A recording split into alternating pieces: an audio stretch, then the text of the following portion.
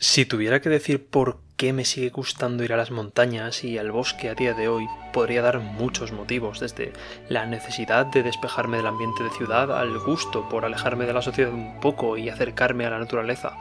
Pero en el fondo sé que uno de los motivos más importantes para mí es la sensación de ir a la aventura. El hecho de enfundarse las botas, agarrar un palo en el que apoyarse, llevar la comida y una linterna en la mochila, y encaminarse a lo desconocido es algo que hacía de pequeño con mi familia y algunos amigos de vez en cuando. Por supuesto, lo desconocido nunca era tal cosa, puesto que los padres solían tener rutas pensadas y sabían lo que hacían. Para mí todo eso era una experiencia emocionante y nueva, y siempre había nuevos lugares que ver y nuevas sendas que descubrir. Esto es algo que yo redescubriría hace no demasiado, después de bastante tiempo sin hacer cosas del estilo, gracias a la ayuda de alguien cercano a mí, pues disfruta igualmente de la exploración y de la naturaleza como de los pueblos y sus gentes. Y esa sensación de disfrute con el descubrimiento constante de emoción y energía al plantar el primer pie en el camino es algo maravilloso. Y es algo que seguramente no sería lo mismo para mí de no haber leído El Hobbit. Esta novela fue escrita por J.R.R. Tolkien y se publicaría un 21 de septiembre de 1937, y gracias a su éxito y las buenas críticas que recibió tenemos entre nosotros El Señor de los Anillos. Tolkien empezó a escribir El Hobbit para literalmente divertir a sus hijos, y su tono no se volvería serio, trágico e incluso épico hasta años más tarde cuando empezase a escribir la continuación. Y todo esto juega un papel muy importante en la novela de aventuras que es El Hobbit, pues su aire juguetón, sencillo y divertido logran hacer que, a pesar de su longitud propia de una novela, parezca en cierta medida un cuento para niños.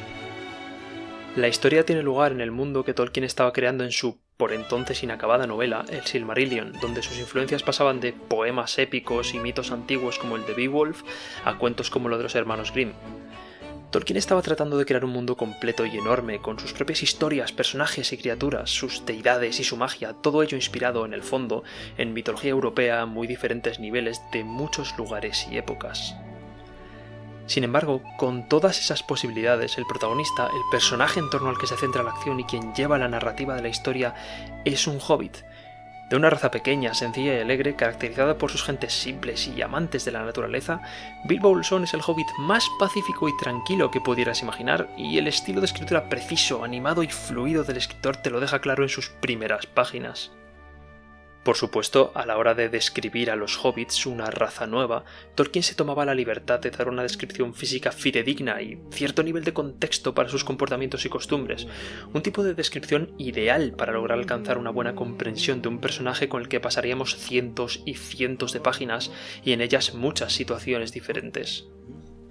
Y es gracias a este estilo de creación de mundo tan preciso que logra poner en la mente de quien lea con gran exactitud lo que hay en las páginas, que es fácil ver que Bilbo se encuentra con un dilema cuando, al presentarse ante él la posibilidad real de una aventura, parte de sí mismo arden deseos de salir a los caminos con sus recién conocidos compañeros y no mirar atrás hasta el momento del regreso, mientras que por otro lado siente miedo, reparo e incluso pereza ante la idea de salir tan solo de su propio jardín. Y entre canciones divertidas y tristes en mitad de una inesperada fiesta en su casa con 13 enanos y un mago que le invitaban a unirse a ellos en un viaje arduo y largo, dentro de él se debatían sus dos mitades. Y no es el momento clave hasta el día siguiente, cuando, sin saber muy bien por qué, quizás inspirado por las mismas canciones que escuchó el día anterior, se encontró corriendo por su tierra natal al encuentro de sus compañeros enanos, pues no quería llegar tarde a la hora de salida. Y es así como empieza el viaje, sorprendido de sí mismo por incluso comenzarlo sin saber muy bien a dónde va y con la certeza únicamente de que va a echar de menos su pacífica vida en la comarca. Es este uno de los primeros momentos en los cuales se nos habla del lado Tuc y el lado Bolsón, siendo el primero el aventurero y el segundo uno más casero, que hace que Bilbo eche de menos su casa, sus gentes y sobre todo sus comodidades. Esto hace que sea más fácil conectar con Bilbo y sea sencillo reconocerse en él. Y es que esa manera de describir detallada y exhaustiva Tolkien la lleva donde es necesario, y una de las partes más importantes de una aventura consistente en un viaje es entender las condiciones en las cuales se realiza el mismo, el tiempo que hacía, el terreno que se atraviesa, incluso a veces la fauna y la flora que rodea a quien viaje. Es por eso que en el segundo capítulo, en apenas un par de párrafos, podemos comprender cómo Bilbo echa de menos ya su sillón y su tetera, viéndose obligado día tras día a viajar sin mucho descanso a través de barro, lluvias y fuertes vientos. Sin embargo, el escritor no se detiene más que unos instantes a rematar los pensamientos de Bilbo acerca de ciertas etapas del viaje, centrándose más en los hitos importantes del mismo, las paradas, sean por el motivo que sean. Ya en el primer encuentro podemos ver el tono juguetón con el que se maneja la situación tan grave de 3 enormes trolls maquinando la mejor forma de devorar a todo el plantel de personajes. O no todo, pues gracias a la sagacidad del pequeño hobbit, Gandalf es capaz de salvar la situación ganando aún más tiempo y dejando que el sol caiga sobre los monstruos, congelándolos en piedra. Es fácil ver en este tipo de situaciones que el libro tenía el foco puesto en los niños, al menos en un principio, pues que una situación así de grave se solvente sin mayor problema que alguna cómica frase de amenaza de un troll solo sería posible con un tono distendido y alegre. Y el hecho de que la victoria no venga por la fuerza de los héroes, ni sus grandes poderes, ni siquiera por su fuerza de voluntad, sino por su puro ingenio, logra hacer que en ningún momento sepamos bien qué esperar de un enfrentamiento. Esta vez los héroes han demostrado mayor inteligencia que el enemigo, pero ¿qué pasa si este supera a nuestro hobbit, o a los enanos, o esperemos que no, al mago? Y será con este método, recurriendo a la violencia física en el menor número de ocasiones posibles y, cuando se hace, centrándose en ella lo menor posible, como se solucionará la mayoría de problemas a lo largo del libro. Lo que en otro tipo de narración podría resultar pesado y repetitivo, Tolkien logra mantenerlo fresco una y otra vez, pues coloca a los personajes en situaciones tan variadas y donde deben poner en práctica estrategias tan diferentes que en ningún momento se repite, y logra hacer creíble el hecho de que una confrontación física normalmente no solucionaría nada, de tal manera que cuando llega una, realmente se percibe como algo tenso, importante y grave. Pero nuestro protagonista, en cualquier caso, es el más pequeño, débil y menos dispuesto a arriesgar su vida en un principio, Bilbo Bolsón. Y es por estas 3 cosas que suele ser el que mayor ingenio debe demostrar una y otra vez, pero en la novela se le ve un desarrollo en el personaje, su carácter se vuelve poco a poco más fuerte y al mismo tiempo va ganando una cercanía con los enanos que le dispone más y más a hacer cosas más arriesgadas en favor de salvarle el pellejo a sus amigos. Seguramente uno de los fragmentos más característicos del libro sería el capítulo entero de Acertijos en la oscuridad, en el cual, gracias a la sensación de oscuridad y silencio que transmite el estilo de escritura de Tolkien, capaz de llevar a la mente los ecos de la caverna producidos por los siniestros gorgoteos de Gollum, la sensación de presión y de urgencia que siente Bilbo es máxima. A pesar de estar armado, se encuentra ante él una criatura más hábil, más fuerte e infinitamente más sanguinaria, que amenaza con acabar con él si le gana en un concurso de acertijos. No hay manera más aparentemente absurda de solventar una situación similar y, sin embargo, gracias al tono que ha establecido el escritor a lo largo de todo lo sucedido anteriormente, logra hacer que todo lo que suceda sea creíble y que sonriamos cada vez que Bilbo se anota un tanto, mientras que se nos crispan las manos a medida que Gollum se acerca sigilosamente reptando por las rocas.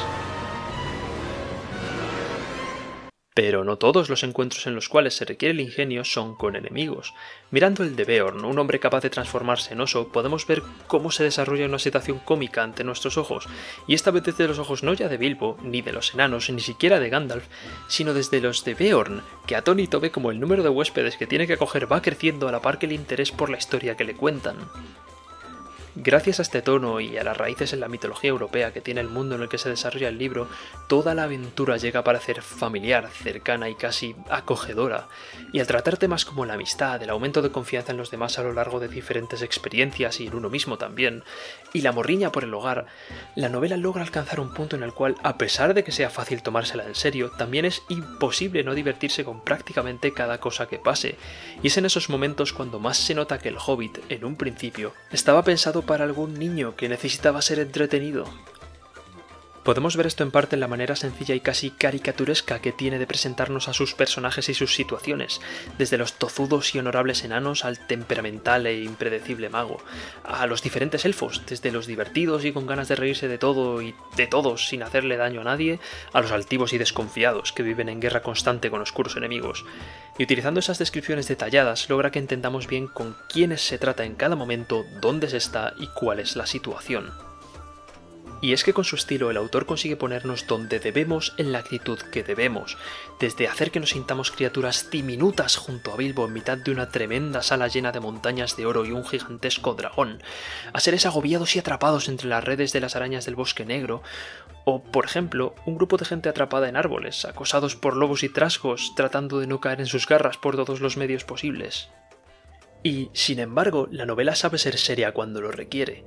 Y es que el encuentro con Gollum, a pesar de ser entretenido, es una demostración de hasta dónde puede llegar la tensión en un simple reto de acertijos, si a quien te enfrentas es lo suficientemente amedrentador y la presión es grande. O podemos ver momentos de gran tozudez en los enanos, donde su fuerza de voluntad y su sentido del honor y de la propiedad les hace tomar decisiones que serían altamente cuestionables si bien se mantienen fieles a quienes consideran sus amigos. También en los momentos en los cuales Bilbo es el único artífice de una estratagema capaz de salvar a todos es cuando mayor tensión se experimenta, a pesar del tono juguetón, como en el enfrentamiento con las arañas o lo que sucede con los barriles. Y cuando se pierde todo ese tono, pues gana la aprensión y la preocupación sincera, como sucede al final del libro, se dan momentos emotivos y que llegan a lo más hondo, más aún de lo que harían de no ser el resto del libro alegre y distendido. Y es que esos momentos golpean fuerte, desde las duras palabras de amigos que se enfrentan a las noticias graves, a las muertes de algunos personajes tan inesperadas como duras, a los enfrentamientos más crueles y grandiosos como el de Smaug contra la ciudad del lago. Y las canciones que pueblan la novela no son menos y pasan desde la chanza y la algarabía de los elfos en los bosques y de los enanos burlándose de Bilbo en su casa, a lo ominoso de la memoria de la llegada del dragón a la montaña enana de Erebor o incluso la amenazante canción de los goblins sobre las torturas y sufrimientos que harían pasar a los enanos. Estas canciones no son sino reminiscencias de una época y unas tierras donde la música únicamente salía de la gente, y es gracias a detalles como este que el mundo de Tolkien se hace creíble y tangible, no solo a su estilo descriptivo.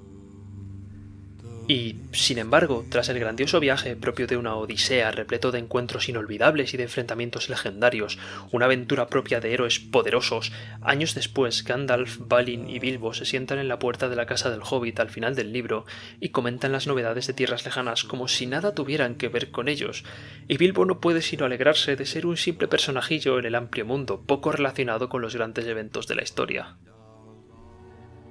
Y es que el libro no trata tanto de la guerra de los 5 ejércitos, ni de la caída del dragón Smaug, ni de ningún suceso grandioso, sino de cómo un pequeño hobbit viajó muy lejos, hizo amigos y vivió aventuras, y volvió para contarlo, más alegre, más maduro y con más kilómetros a sus espaldas, y cómo todo esto le hizo desear volver a viajar más veces, si bien quizás no aventuras tan peligrosas. Y es por esto que este libro logra hacer que quien lo lea sienta la llamada de la aventura, la alegría del camino y la naturaleza y el deseo de explorar tierras nuevas, perderse y hacer amigos en el trayecto. Es por esto, y mucho más, que deberías leer El Hobbit. Muchas gracias a todo aquel que haya acabado de ver el vídeo, espero que os haya gustado. Es el primero que hago en un libro y he elegido un formato ligeramente distendido y bastante más breve de lo normal. Pero bueno, me apetecía hacer algo diferente y qué mejor forma de acabar el año que con uno de mis libros favoritos. En cualquier caso, si os ha gustado este libro, ya sabéis que podéis suscribiros al canal, darle un me gusta y sobre todo, dejad un comentario, pedidme que haga algún vídeo sobre algo o decidme algo de lo que penséis acerca de lo que he hablado. Muchas gracias y feliz año.